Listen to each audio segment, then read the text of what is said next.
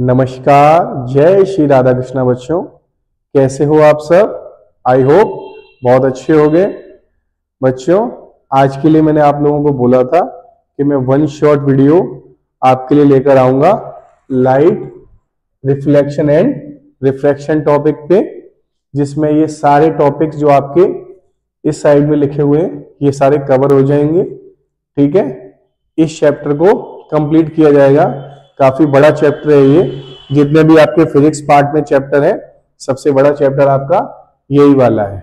तो इसको one shot में मैं पूरा रिवाइज कर दूंगा, तो आपका पूरा चैप्टर एक ही वीडियो में क्लियर हो जाएगा। कोई भी आपका डाउट नहीं बचेगा बच्चों। ठीक है, तो इस वीडियो को बहुत ध्यान से देखना। तो बिना टाइम वेस्ट किए मैं स्टार्ट करता हूं। हमारा जो टॉपिक में सबसे पहला टॉपिक है वो है लाइट। ठीक है, तो बच्चों लाइट क्या होती है हम सबको पता है। जो भी हम उजाला देखते हैं कहीं पर, या फिर हम किसी भी ऑब्जेक्ट को अगर देख पा रहे हैं तो इसलिए देख पा रहे हैं क्योंकि उस ऑब्जेक्ट पर आपकी कोई ना कोई लाइट पड़ रही है। जो मेन लाइट होती है, एक कॉमन लाइट होती है, वो होती है हमारी सनलाइट। ठीक है, हम आसपास की अपनी जितनी भी चीजें बाहर देख पाते हैं वो इसलिए देख पाते हैं क्योंकि सनलाइट अपनी एक लाइट निकालती है। वो लाइट उस ऑब्जेक्ट पर पड़ती है। उस ऑब्जेक्ट पर पड़ने के बाद वो रिफ्लेक्ट होकर हमारी आंखों तक पहुंचती है और हम उसको, उस ऑब्जेक्ट को देख पाते हैं बच्चों। अगर हम इस रूम के अंदर किसी भी ऑब्जेक्ट को देख पा रहे हैं, वो इसलिए देख पा रहे हैं बच्चों बिकॉज ये जो आपकी लाइट जल रही है इस रूम के अंदर, वो उस ऑब्जेक्ट पर पड़ रही है और वही लाइट हमारी आंखों पर रिफ्लेक्ट होकर आ रही है, तो हमें वो ऑब्जेक्ट बच्चों दिखाई दे रहा है। जब जिस जगह पर कोई भी लाइट नहीं होती है, मान लीजिए अंधेरा कमरा है, वहां पर कोई लाइट नहीं है ना बच्चों, तो वहां पे क्या होगा, कोई भी ऑब्जेक्ट हमें इसलिए नहीं दिखाई देता क्योंकि उस पर कोई लाइट पड़ने के बाद रिफ्लेक्ट होकर हमारी आंखों तक नहीं पहुंच रही है बच्चों। ठीक है, तो ये होता है आपका लाइट। सेकेंड टॉपिक आपका है reflection of light. Reflection of light भी मैंने इसी टॉपिक में थोड़ा सा बता दिया है कि रिफ्लेक्शन का मतलब होता है किसी ऑब्जेक्ट पर लाइट का पड़ना, उसके बाद कुछ एंगल बनाते हुए उस लाइट का वापस उसी मीडियम में वापस आना। जैसे कि अगर ये ऑब्जेक्ट, ये जो व्हाइट बोर्ड है, मैं इसको देख पा रहा हूं, तो क्या हो रहा होगा, इस पे ऐसे लाइट पड़ रही होगी और वो मेरी आंखों तक आ रही होगी बच्चों। ठीक है, तो इसका एक लॉ भी होता है रिफ्लेक्शन का, जो कि आप लोगों को पता होगा। वो होता है आपका angle of incidence is equal to angle of reflection. मतलब नॉर्मल के साथ, नॉर्मल अगर रे हम ड्रॉ कर दें, उसके साथ जो आपकी इंसिडेंट रे जो एंगल बनाएगी वो इक्वल होगा किसके, जो नॉर्मल रे है उसके साथ जो रिफ्लेक्टेड रे है, उसको कहते हैं एंगल ऑफ रिफ्लेक्शन। जो नॉर्मल के साथ रिफ्लेक्टेड रे बनाती है वो होता है एंगल ऑफ रिफ्लेक्शन, और जो नॉर्मल के साथ इंसिडेंट रे एंगल बनाती है उसको कहते हैं एंगल ऑफ इंसिडेंस। तो जो आपका एंगल ऑफ इंसिडेंस है और एंगल ऑफ रिफ्लेक्शन है वो हमेशा हर कंडीशन में इक्वल होगा बच्चों। ठीक है, तो ये होता है आपका रिफ्लेक्शन ऑफ लाइट। थर्ड की जगह मैं आपको पहला फोर्थ बता देता हूं बिकॉज प्लेन मिरर का ज्यादा वाइड एक्सप्लेनेशन नहीं है इस चैप्टर में, स्फेरिकल मिरर्स का है। तो प्लेन मिरर को मैं पहले बता देता हूं बच्चों। प्लेन मिरर वही है जो हम अपने घर में यूज नॉर्मली करते हैं अपना फेस देखने के लिए। ठीक है, वो प्लेन मिरर होता है बच्चों। प्लेन मिरर में बच्चों क्या होता है कि जो आपकी इमेज बनती है, बहुत ध्यान से सुनिएगा, यहां से आपके इंपॉर्टेंट टॉपिक स्टार्ट हो रहे हैं। जो आपके प्लेन मिरर में इमेज बनती है वो बच्चों होती है आपकी वर्चुअल। बहुत ध्यान से सुनना, वर्चुअल। अभी मैं बताऊंगा वर्चुअल क्या होता है। प्लेन मिरर में आपकी इमेज जो बनती है हमेशा वर्चुअल एंड इरेक्ट।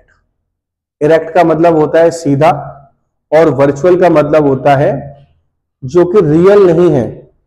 ठीक है, जो रियल नहीं है। अब मैं आपको थोड़ा सा एग्जाम्पल के बेस पे बताता हूं, थोड़ा सा डिमॉन्स्ट्रेट करके। जैसे मान लीजिए प्लेन मिरर है और मैं इसके सामने खड़ा हूं, तो मेरी जो इसमें इमेज बनेगी वो मिरर के अंदर बनेगी, मिरर के पीछे बनेगी बच्चों, ठीक है। तो अगर मेरी इमेज, ये मिरर है, इसके इधर साइड बन जाती तो मैं उसको कहता रियल इमेज, उसको मैं कहता रियल इमेज। बट इमेज किधर बनेगी? मिरर के पीछे, मिरर के पीछे मतलब मिरर के अंदर। आपने देखा भी होगा कि जब हम प्लेन मिरर में जो घर के शीशे होते हैं उनमें अपना फेस देखते हैं तो लगता है कि मिरर के अंदर हम खड़े हुए हैं, ठीक है ना।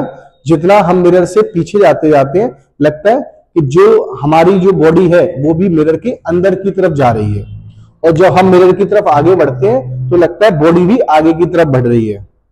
इसका सीधा सा मतलब ये होता है कि जितनी डिस्टेंस आपकी मिरर के साथ होगी उतनी ही डिस्टेंस मिरर की इमेज के साथ होगी। आपकी जो इमेज बन रही है मिरर के अंदर उसकी डिस्टेंस उतनी ही होगी जितनी कि आपकी डिस्टेंस मिरर के साथ में है, ठीक है बच्चों। तो हम ये कह सकते हैं डिस्टेंस ऑफ ऑब्जेक्ट, ऑब्जेक्ट मतलब हम, और distance is equals to distance of image मतलब हमारी इमेज, ठीक है। वो दोनों हमेशा क्या होंगी? इक्वल होंगी। दूसरी बात, प्लेन मिरर में क्या होता है बच्चों, जितनी हाइट आपकी होती है, जितनी आपकी हाइट होती है उतनी ही इमेज की हाइट होती है, ठीक है ना। उतने ही बड़े आप देखते हैं ना, कोई छोटा बच्चा है तो छोटा दिखता है, उसमें बड़ा है तो बड़ा दिखता है। ऐसा कभी नहीं लगता है कि हम यार हमारा शरीर तो बहुत बड़ा है लेकिन हम छोटे से क्यों दिख रहे हैं, ऐसा प्लेन मिरर में कभी नहीं होता है, ठीक है। जैसा आप हैं, आपकी जो हाइट है उतनी ही हाइट आपकी प्लेन मिरर में आती है बच्चों। इसका मतलब ये हुआ कि height of object is equal to height of image in plane mirror, मतलब जितनी ऑब्जेक्ट की हाइट होगी उतनी ही इमेज की हाइट होगी बच्चों, ठीक है। तो ये तो हो गया प्लेन मिरर के केस में। अब बात करते हैं स्फेरिकल मिरर्स की, जो कि आपके सिलेबस में ज्यादा है। स्फेरिकल मिरर्स मतलब होता है जो मिरर्स सीधे नहीं है, प्लेन नहीं है, वो कैसे हैं? राउंड करके हैं, थोड़े से घूमे हुए हैं। तो वो घूमे हुए जो मिरर होते हैं कर्व शेप के, वो दो तरह के हो सकते हैं बच्चों। एक हो सकते हैं कनकेव मिरर और दूसरे हो सकते हैं convex mirror. Concave and convex mirror ये क्या होते हैं बच्चों? इनका जो शेप होता है बच्चों, मैं आपको फिगर में बना के थोड़ा सा दिखाता है बीच में। जो कनकेव मिरर होता है बच्चों कुछ इस तरीके का होता है, ठीक है। ये मिरर होता है, ये जो साइड है आपकी ये होती है साइड जिसमें हम अपना फेस देखते हैं बच्चों, ठीक है। और ये वाली जो साइड होती है ये होती है पॉलिश, ठीक है बच्चों, ये होती है पॉलिश। पॉलिश मतलब आप जैसे कोई भी फेस देखते हैं मिरर में तो आपने देखा होगा जिस साइड से आप फेस देखते हैं वो शाइनी सरफेस होती है, और उसके बीच जो पीछे वाला हिस्सा होता है मिरर का वो कैसा होता है? पॉलिश होता है, ठीक है ना। ग्रे कलर का या किसी भी कलर का पेंट सा होता है उसके ऊपर, तो वो ये पॉलिश दिखाई गई है, ठीक है। ये कॉनकेव मिरर होता है बच्चों, कॉनकेव मिरर इस तरह का। और कॉन्वेक्स मिरर कैसा होता है? कॉन्वेक्स मिरर बच्चों कुछ ऐसा होता है, ठीक है ना। इसका जो फ्रंट से इधर से अगर हम मिरर को देखते हैं तो वो थोड़ा उठा हुआ दिखता है, उठा हुआ। इसमें जो मिरर होता है वो अंदर से दबा हुआ दिखता है, इसमें उठा हुआ दिखता है। अगर आपको याद भी करना हो ना कनकेव और कन्वेक्स मिरर, तो उसको याद रखना, कनकेव मिरर को याद कर लेना कि वो गुफा शेप का होता है। केव मतलब होती है गुफा, तो ये आप इधर से देखें गुफा जैसा लग रहा है ना देखने में, तो इसलिए इसे कहते हैं कनकेव मिरर और ये कन्वेक्स मिरर, ठीक है बच्चों। तो ये कनकेव एंड कन्वेक्स मिरर होते हैं। अब जो आपके सिलेबस में इसके रे डायग्राम भी दिए गए हैं। अब बच्चों रे डायग्राम में क्या होता है, मैं आपको एक एक करके पूरा एक्सप्लेन तो नहीं कर सकता, वीडियो बहुत बड़ी हो जाएगी। मैं आपको थोड़ा सा ऐसा आइडिया दूंगा जिससे कि आप समझ जाओगे और आप खुद इसको करेंगे बैठकर तो और अच्छे से हो जाएगा। बच्चों ये कनकेव मिरर है, मान लीजिए हमें इसमें क्या करना होता है, रे डायग्राम बनाने होते हैं। आपको पता होगा कनकेव मिरर का ये जो होता है वो आपका प्रिंसिपल एक्सेस होता है, ये पोल होता है, ये फोकस होता है और ये सेंटर ऑफ कर्वेचर होता है। बच्चों जो इसमें रे डायग्राम बनाने होते हैं, जिनको नहीं पता उनको मैं बता देता हूं, उनमें आपकी अलग अलग स्टेजेस होती हैं। मतलब आपको ऑब्जेक्ट को प्रिंसिपल एक्सिस पर अलग अलग जगह पे रखना होता है। सबसे पहले हम ऑब्जेक्ट को रखते हैं इन्फिनिटी पे, मतलब यहां से रखना स्टार्ट करते हैं और धीरे धीरे आगे की तरफ बढ़ते हैं। सबसे पहले रखते हैं इन्फिनिटी पे, दूसरे नंबर पे रखते हैं behind the centre of curvature, फिर सेंटर ऑफ द कर्वेचर, उसके बाद सेंटर ऑफ कर्वेचर और फोकस के बीच में, उसके बाद फोकस पे, और उसके बाद फोकस और पोल के बीच में। ठीक है बच्चों, तो आपको ऑब्जेक्ट एक एक करके आगे बढ़ाना होता है। और बच्चों इसमें ध्यान देने वाली बात क्या होती है कि जैसे जैसे आप ऑब्जेक्ट को आगे बढ़ाते हैं, हमारी इमेज इधर की तरफ आगे बढ़ती जाती है। मतलब जब आपका ऑब्जेक्ट इन्फिनिटी पे रखा होता है, इमेज आपकी फोकस से स्टार्ट होती है, वरना फोकस पे बनती है। जब आपका object behind the centre of curvature आता है, बिहाइंड सी आता है, तो इमेज हमारी यहां पर बीच में बनती है, सी और एफ के बीच में। जो ऑब्जेक्ट सी पे आता है, सेंटर ऑफ कर्वेचर पे आता है, इमेज हमारी सी पे बनती है। और जब हमारा ऑब्जेक्ट फोकस पे आता है, इमेज हमारी बिहाइंड सी के इधर तो बन नहीं सकती है, तो हमारी इमेज बनती है इन्फिनिटी पे, इन्फिनिटी पे। और जब ऑब्जेक्ट आपका फोकस और पोल के बीच में आता है, तो हमारी इमेज इधर साइड ना बन के इधर साइड बनती है। और मैंने आपको क्या बताया था अभी, जब भी इमेज आपकी मिरर के बैक साइड में बनती है, मिरर के पीछे बनती है, मिरर के अंदर बनती है, उस इमेज को हम कहते हैं virtual image, virtual image.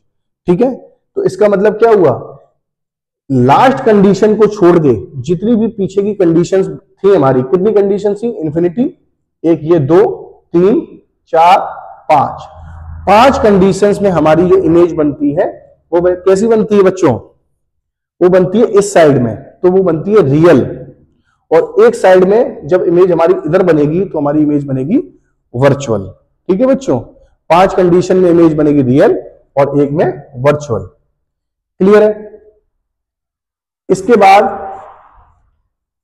Convex mirror का देखते हैं। वीडियो थोड़ी बड़ी होगी बच्चों, कोई दिक्कत नहीं है, पढ़ना तो पड़ेगा ही, रिवाइज हो जाएगा आपका पूरा चैप्टर। ये बच्चों ये कन्वेक्स मिरर है, ठीक है ना। इसमें बच्चों सिर्फ 2 ही कंडीशन में इमेज बनती है, एक जब ऑब्जेक्ट आपका इन्फिनिटी पे होता है, या फिर ऑब्जेक्ट आपका कहां पे होता है, anywhere on the principal axis. जब ऑब्जेक्ट आपका इन्फिनिटी पे होता है, इमेज आपकी फोकस पे बनती है। और जब आपका ऑब्जेक्ट होता है anywhere on the principal axis, image आपकी पोल और फोकस के बीच में बनती है। ठीक है बच्चों, आपको वीडियो को पॉज कर करके देखना पड़ेगा, तभी आपके अच्छे समझ में आएगा। मैं जल्दी जल्दी बोल रहा हूं बिकॉज 1 शॉट वीडियो है, लेकिन आपको वीडियो को बीच बीच में रोक के समझना पड़ेगा चीजों को, और खुद भी पेन चलाना पड़ेगा कॉपी पे। ठीक है, पहला इन्फिनिटी पे ऑब्जेक्ट रखा है तो फोकस पे image, anywhere on the principal axis, pole और फोकस के बीच में इमेज। और आप एक चीज देखें, दोनों ही कंडीशन में इमेज हमारी मिरर के पॉलिश साइड में बन रही है, पीछे साइड बन रही है, तो दोनों ही साइड में इमेज कैसी होगी बच्चों बताइए, इमेज होगी हमारी वर्चुअल। ठीक है, क्लियर है, ये हो गया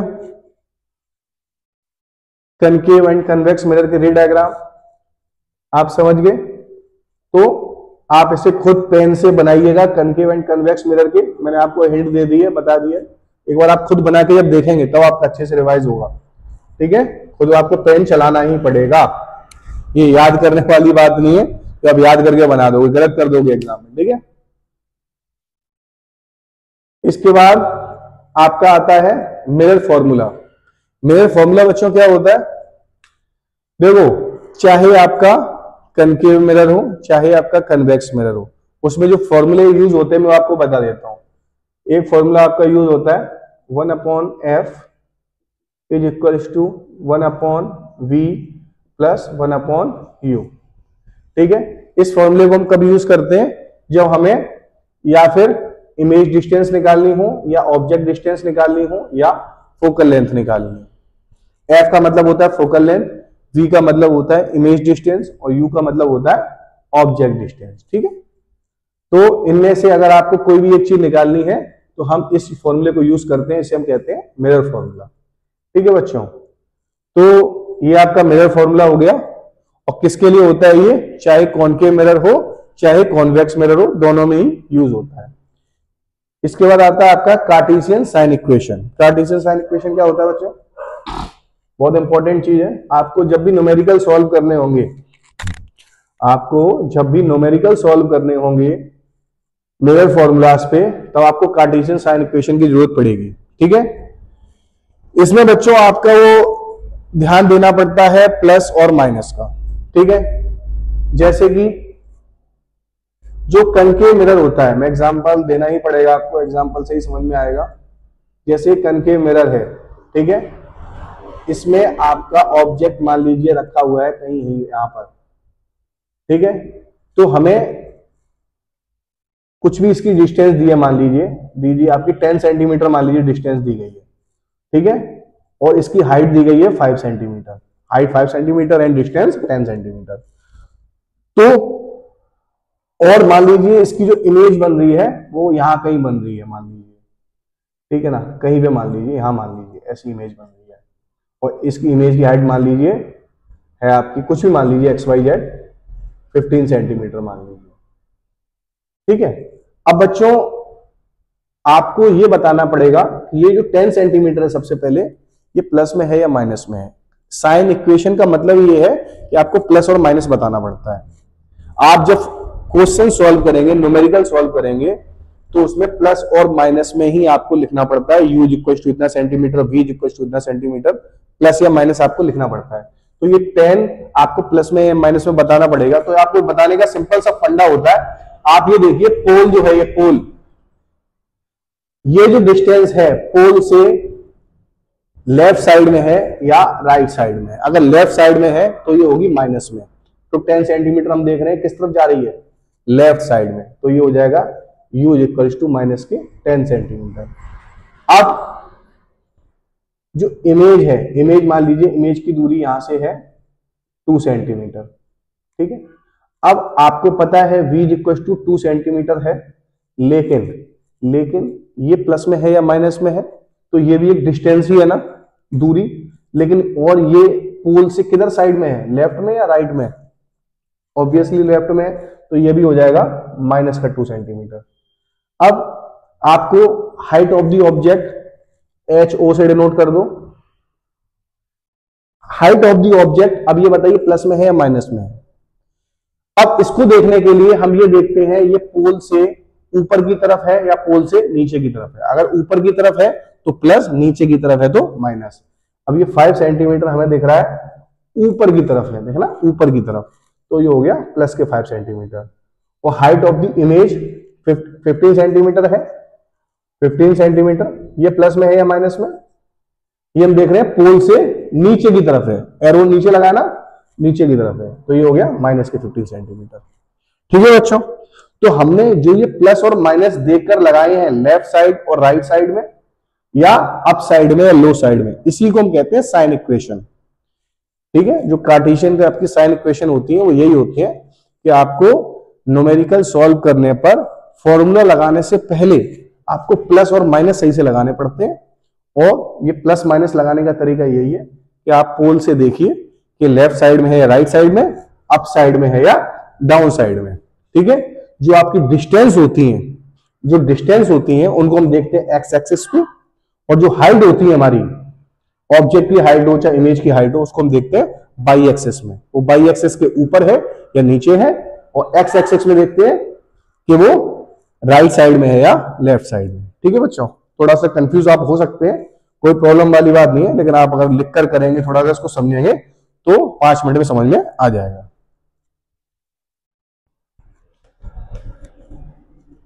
इसके बाद जो आपका टॉपिक है वो क्या टॉपिक है बताओ जल्दी से। वो है आपका uses of concave and convex mirror. बच्चों, कनकेव एंड कन्वेक्स मिरर का यूज कहां पर होता है और क्यों होता है? देखो, प्लेन मिरर में जैसे कि आपके ऑब्जेक्ट जितने बड़े हैं उतने ही बड़े दिखते हैं, जितनी हाइट है उतनी हाइट दिखती है, जितनी दूरी होती है उतनी दूरी दिखती है। लेकिन कनकेव एंड कन्वेक्स मिरर में ऐसा नहीं होता है। ठीक है ना।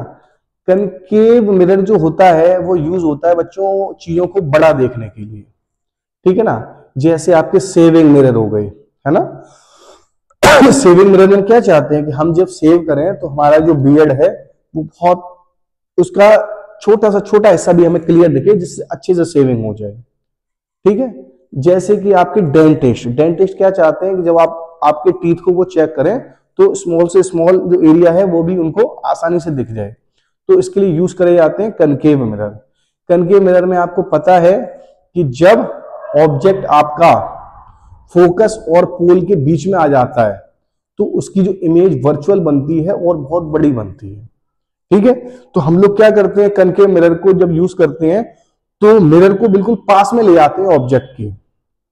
कनकेव मिरर ऐसे यूज नहीं किया जाता, दूर से यूज नहीं किया जाता है, बिल्कुल पास ले आया जाता है। जिस ऑब्जेक्ट को अगर मान लीजिए मेरे को लेटर पढ़ने हैं ना, लेटर पढ़ने छोटे छोटे लेटर है, तो मिरर को उसको बिल्कुल पास में रख लिया जाता है। आंखों को आप भले थोड़ा दूर रख लो, लेकिन जो मिरर है वो बिल्कुल ऑब्जेक्ट के पास में जाएगा और इमेज हमें कैसी दिखाई देती है, बड़ी दिखाई देती है। तो कनकेव मिरर का यूज होता है ऑब्जेक्ट्स को बड़ा देखने के लिए, क्लियर है। और कन्वेक्स मिरर का यूज बच्चों का होता है, कन्वेक्स मिरर आप जब रे डायग्राम बनाएंगे तो आपके समझ में आएगा, कन्वेक्स मिरर में हमेशा इमेज छोटी बनती है। अब जब छोटी इमेज बनती है तो सीधी सी बात है, चीजों को अगर आपको छोटा देखना है, बड़ा व्यू देखना है, ठीक है ना, तो आपको कन्वेक्स मिरर यूज करना पड़ेगा। जैसा कि आपके जो कार होती हैं उनके साइड व्यू मिरर होते हैं, उनमें आपको क्या देखना होता है, आपको छोटे से मिरर में आपको पूरी रोड देखनी होती है, पीछे कितनी गाड़ियां आ रही हैं, कितनी हमारी साइड में कौन चल रहा है, और 3 गाड़ियां वो जो है वो कितनी दूरी पे है, वो सब आपको एक जो आइडिया है वो कन्वेक्स मिरर में ही लग सकता है, ठीक है ना। अगर उसकी जगह आपका कनकेव या प्लेन मिरर लगेगा तो एक गाड़ी आपको ज्यादा से ज्यादा दिखेगी और उसके बगल वाली गाड़ी नहीं दिखेगी। लेकिन हमें पूरा बड़ा व्यू देखना होता है, गाड़ियों को छोटा करके ज्यादा हिस्सा देखना होता है, इसलिए हम यहाँ पे यूज करते हैं कन्वेक्स मिरर, ठीक है बच्चों। तो ये हो गया आपका use of concave and convex mirror. आप अपने हिसाब से और भी चीजें समझ सकते हो, लेकिन मैंने आपको समझा दिया। अगर आपको चीजों को बड़ा देखना है कनकेव मिरर, छोटा देखना है कन्वेक्स मिरर। इसके बाद आता है आपका मैग्निफिकेशन। मैग्निफिकेशन बच्चों क्या होता है, मैग्निफिकेशन बच्चों क्या होता है, मैग्निफिकेशन का मतलब होता है कि ऑब्जेक्ट की जो इमेज बनेगी, ऑब्जेक्ट की जो इमेज बनेगी वो कितनी बड़ी होगी या छोटी होगी ऑब्जेक्ट के साइज से। आ रही बात समझ में, कितनी बड़ी होगी या कितनी छोटी होगी ऑब्जेक्ट के साइज से। ये पता चलता है किससे, मैग्निफिकेशन से, कि ऑब्जेक्ट की जो हाइट है वो कितनी ज्यादा या कितनी कम है, ठीक है। जैसे कि मैग्निफिकेशन मान लीजिए आपका आता है, बहुत ध्यान से देखिएगा, मैग्निफिकेशन आपका अगर आता है 1, वो भी प्लस का। अब इसमें आपको 2 चीजें समझनी पड़ती हैं।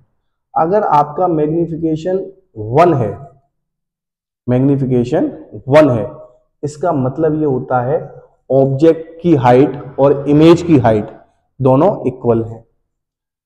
1 का मतलब ये हो गया। अगर मैग्निफिकेशन आपका आता है प्लस का 2, इसका मतलब है जो ऑब्जेक्ट की इमेज है उसकी हाइट ज्यादा है ऑब्जेक्ट से, ठीक है। मतलब 1 से थोड़ा सा भी अगर ज्यादा हो गया मैग्निफिकेशन, इमेज की हाइट ऑब्जेक्ट की हाइट से ज्यादा हो जाएगी, ठीक है। समझ गए बात। अब मैग्निफिकेशन मान लीजिए आपका है 0.5 लेकिन प्लस का, इसका मतलब मैंने क्या होना चाहिए आपके हिसाब से, 1 से यहां पे कम हो गया ना, इसका मतलब इमेज की जो हाइट है वो ऑब्जेक्ट की हाइट से कम है, क्योंकि 1 से कम हो गया। 1 पर इमेज की हाइट बराबर, 1 से ज्यादा पर इमेज की हाइट बढ़ी और 1 से कम पे छोटी। और ये जो प्लस लगे हुए हैं इनका क्या मतलब है मैग्निफिकेशन में, इसका मतलब होता है इमेज जो आपकी है वो इरेक्ट है, सीधी है। इरेक्ट का मतलब होता है सीधा इमेज होना, सीधा का मतलब होता है प्रिंसिपल एक्सिस के ऊपर इमेज होना, ठीक है। अब इसी की जगह पे हम प्लस की जगह माइनस लगा दें, इन्हीं कंडीशंस पर माइनस लगा दें सभी में, तो क्या हो जाएगा? इसका मतलब 1 का मतलब तो ये होगा कि ऑब्जेक्ट की हाइट और इमेज की हाइट बराबर है, कोई बात नहीं, लेकिन माइनस का मतलब हो जाएगा बराबर तो है लेकिन इमेज कैसी है? उल्टी है। यहां पर भी यही बात है, 2 लिखा है, इसका मतलब इमेज आपकी 2 टाइम्स बड़ी है ऑब्जेक्ट से, हाइट उसकी, लेकिन उल्टी है। उल्टी का मतलब प्रिंसिपल एक्सिस के नीचे है। अभी हमने पढ़ा था ना कि माइनस तभी लगता है जब बाई एक्सिस में ऑब्जेक्ट नीचे की तरफ होता है। यहां पर इमेज यहां पर आपकी छोटी भी है और उल्टी भी है। क्लियर आ गया समझ में? माइनस का मतलब होता है इमेज का उल्टा होना, और 1 का मतलब होता है मैग्निफिकेशन में बराबर होना। 1 से ज्यादा है इमेज बड़ी होगी, 1 से कम है तो इमेज छोटी होगी। ठीक है, 1 से कम का मतलब, और ये मत सोचिएगा कि -2 भी का भी मतलब इमेज आपकी छोटी होगी, छोटी नहीं होगी, इमेज बड़ी होगी बट उल्टी होगी, निगेटिव साइड पे होगी। ठीक है,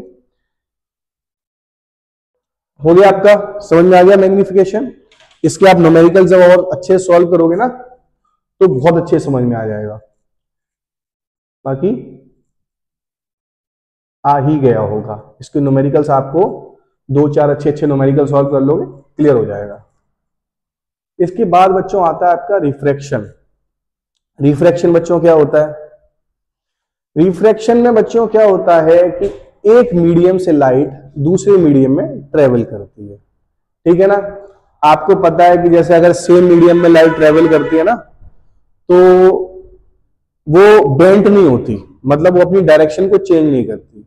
लेकिन जब लाइट एक मीडियम से दूसरे मीडियम में जाती है, जैसे मान लीजिए एयर से लाइट आ रही है और वाटर के अंदर एंटर करती है, तो क्या होता है वहां पे उसको पार्टिकल्स कैसे मिलते हैं? पास पास। एयर पे पार्टिकल्स दूर दूर होते हैं, एयर के पार्टिकल्स दूर दूर होते हैं, वाटर में पास पास होते हैं थोड़े। तो वहां पे जो स्पीड ऑफ लाइट होती है कैसी हो जाती है? कम हो जाती है। और जब लाइट की स्पीड कम होती है तो अपना पाथ भी क्या कर लेती है? चेंज कर लेती है। देखिए इधर, जैसे एयर है और यहां पर वाटर है, जब लाइट यहां से अगर इस तरह से ऐसे बढ़ रही है, ठीक है, ये नॉर्मल ड्रॉ कर रहा हूं मैं, नॉर्मल परपेंडिकुलर आना, इसको लाइट को सीधा डायरेक्शन में ऐसे चाहिए था, लेकिन ये क्या हो जाएगी? नीचे की तरफ थोड़ी सी बेंट हो जाएगी, मतलब ये जो नॉर्मल है इसकी तरफ बेंट हो जाएगी, झुक जाएगी थोड़ा सा। क्यों झुकी है? क्योंकि इसके अंदर, वाटर के अंदर आते ही स्पीड की, लाइट की स्पीड कम हो गई और उसने अपने शॉर्ट पाथ को छोटे रास्ते को फॉलो करने की कोशिश की, अचीव करने की कोशिश की, तो वो किसकी तरफ झुक गई? नॉर्मल की तरफ। ठीक है, इसी के जस्ट अपोजिट अगर लाइट एंटर कर जाती कहां से कहां? वाटर से एयर की तरफ, तो बच्चों क्या होता बताओ? इसमें लाइट की स्पीड वाटर के अंदर कम होती, लेकिन जैसे ही लाइट यहां से एयर के अंदर एंटर होती, उसकी स्पीड क्या होती बच्चों? बढ़ जाती। और जब लाइट की स्पीड बढ़ती है तो वो लंबा रास्ता फॉलो करती है। लंबा रास्ता जो फॉलो करने का मतलब होता है नॉर्मल से दूर भागना। नॉर्मल से दूर भागना मतलब नॉर्मल से जो एंगल बनाएगा वो बड़ा एंगल बनेगा। ठीक है, और जब लाइट आपकी ऐसे मीडियम में एंटर करती है जिसमें उसकी स्पीड कम होनी है तो वो एंगल कम बनाती है नॉर्मल के साथ में। ठीक है, ये चीज हो गई आपकी, इसी को हम लोग कहते हैं रिफ्रैक्शन बच्चों। ठीक है, तो जो मीडियम आपका होता है जिसमें पार्टिकल्स आपके पास पास हैं, है ना, तो उस मीडियम को कहते हैं डेंसर मीडियम, है ना, जिसमें पार्टिकल्स आपके होते हैं पास पास, उस मीडियम को हम कहते हैं डेंसर मीडियम। और जिसमें पार्टिकल्स आपके होते हैं दूर दूर उसको कहते हैं रेयरर मीडियम। ठीक है, तो जब भी लाइट आपकी डेंसर से रेयरर में जाएगी वो बेंट होगी अवे फ्रॉम द नॉर्मल, और जब भी लाइट एंटर होगी आपकी रेयरर, या एयर आपका कैसा मीडियम है? रेयरर मीडियम, मतलब इसके पार्टिकल्स दूर दूर हैं। रेयरर से लाइट जब भी एंटर होगी डेंसर मीडियम में, वो बेंट होगी किसकी तरफ, नॉर्मल की तरफ। क्यों, क्योंकि स्पीड उसमें कम हो रही है। क्लियर होगी बात, इतनी सी बात है बच्चों, ठीक है, सिंपल है सारा कुछ, कोई दिक्कत वाली बात नहीं है। इसके बाद आ जाता है आपका बच्चों रिफ्रैक्टिव इंडेक्स। इसमें अब काफी बच्चों को कंफ्यूजन रहता है, मैंने देखा है, इसके न्यूमेरिकल्स भी नहीं हो पाते, और न्यूमेरिकल्स भी इसीलिए नहीं हो पाते क्योंकि इसका जो कंसेप्ट है वो नहीं समझ में आता बच्चों के। रिफ्रैक्टिव इंडेक्स, बहुत ध्यान से सुनना है मेरी बच्चों बात मानो, अगर आप मेरी बात मानो बहुत ध्यान से सुनना है इस बात को, क्योंकि रिफ्रैक्टिव इंडेक्स बच्चों ऐसी चीज है कि अगर आपने इसको समझ लिया तो आपकी रिफ्रैक्शन भी बहुत अच्छी समझ में आ जाता है, और रिफ्रैक्टिव इंडेक्स तो आपको समझ में आ ही जाएगा, न्यूमेरिकल भी आ जाएंगे, तो एक बड़ा सा टॉपिक क्लियर हो जाता है, ठीक है। और अगर आपको इसका कंसेप्ट समझ में नहीं आया तो न्यूमेरिकल तो आप कर ही नहीं पाओगे, गलत कर दोगे और रिफ्रैक्शन में भी कंफ्यूज ही रहोगे। तो रिफ्रैक्टिव इंडेक्स में बहुत अच्छे से बताता हूं। मैंने अभी आपको क्या बताया कि जब भी लाइट डेंसर से रेयरर मीडियम में आएगी वो नॉर्मल से दूर भागती है, और रेयरर से डेंसर में आएगी तो नॉर्मल की तरफ आती है। इतनी बात आप समझ गए। रिफ्रैक्टिव इंडेक्स क्या बताता है, सबसे पहले कि जो लाइट है, मैं फिर से ड्रॉ करना पड़ेगा मुझे, ये मान लीजिए एयर है और ये आपका वाटर है, इसमें लाइट आपकी ऐसी आई थी और ये बेंट हो गई थी नॉर्मल की तरफ, ठीक है ना, यही हुआ था, ये नॉर्मल है। मैं लिख देता हूं पूरा, ये इंसिडेंट रे है और ये आपकी रिफ्रैक्टेड रे है, रिफ्रैक्टेड रे।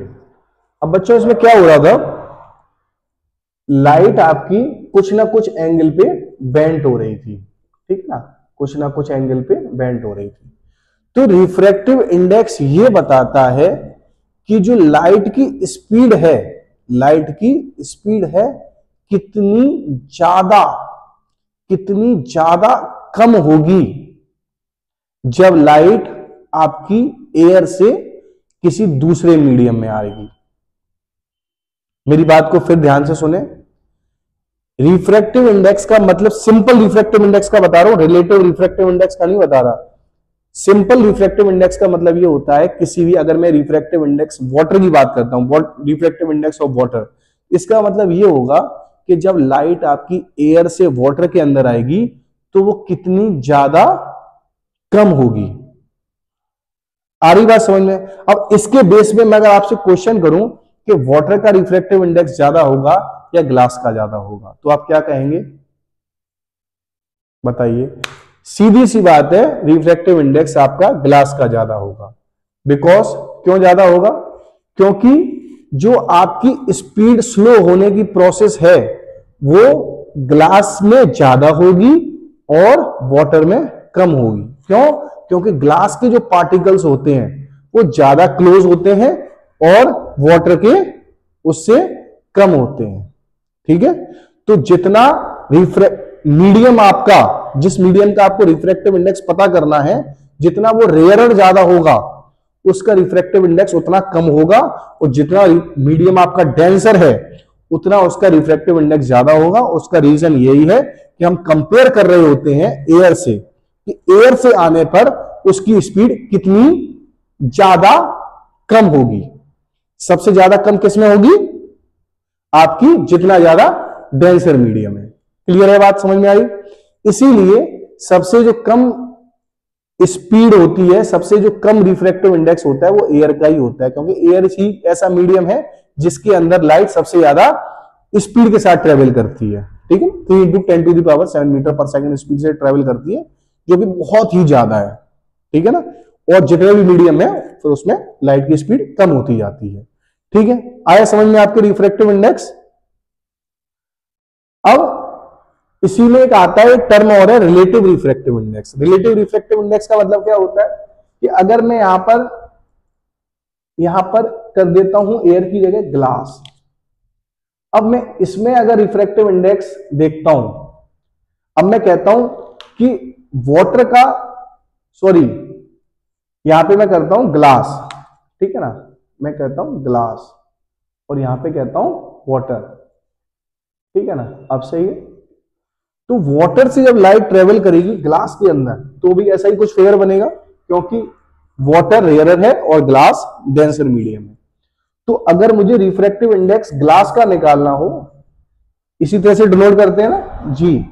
अब इसका फॉर्मूला कैसे बनता है बच्चों, कि अगर हमें ग्लास का रिफ्रैक्टिव इंडेक्स निकालना है तो हम कैसे निकालते हैं, हम लिखेंगे, नहीं सॉरी, ग्लास का रिफ्रैक्टिव इंडेक्स निकालना हो विद रिस्पेक्ट टू वाटर, इस तरह से क्वेश्चन आपके न्यूमेरिकल्स होते हैं। तो आपको फॉर्मूला इसमें बनाने के लिए आप समझ लो, अपने आप फॉर्मूला बन जाएगा। तो आप इसमें हम ये देखेंगे कि रिफ्रैक्टिव इंडेक्स ग्लास का क्या है, मतलब Ng और अपॉन जिसके मीडियम में हमें, जिसके रिस्पेक्ट में हमें निकालना है, किसके रिस्पेक्ट में निकालना है, वाटर के रिस्पेक्ट में। तो ये हो गया, ठीक है ना। आप ये फॉर्मूला अगर लगाएंगे तो आपका रिफ्रैक्टिव इंडेक्स ऑफ ग्लास आ जाएगा विद रिस्पेक्ट टू वाटर। इसका फॉर्मूले का मतलब ये है कि वाटर के, ग्लास के अंदर आने पर जो लाइट की स्पीड है वो कितनी कम होगी वाटर के अंदर से आने पर। आ रही बात समझ में, ग्लास के अंदर आने पर लाइट की स्पीड कितनी ज्यादा कम हो जाएगी वाटर के अंदर से आने पर। वाटर से लाइट जब ग्लास के अंदर आएगी तो उसकी स्पीड कितनी ज्यादा कम होगी, ठीक है ना। अगर यहां की वेलोसिटी हम मान लेते हैं v1 और यहां की v2, तो हम इसे आगे ऐसे भी लिख सकते हैं v1 अपॉन v2। इसे आप नोट कर लेना, ये आपके जो फॉर्मूला है ये न्यूमेरिकल्स में काम आएगा बच्चों, ठीक है। तो मैंने आपको समझा दिया कि रिफ्रैक्टिव इंडेक्स का ये मतलब होता है, और जो रिलेटिव रिफ्रैक्टिव इंडेक्स है, रिलेटिव रिफ्रैक्टिव इंडेक्स का मतलब होता है जब हम एयर के अलावा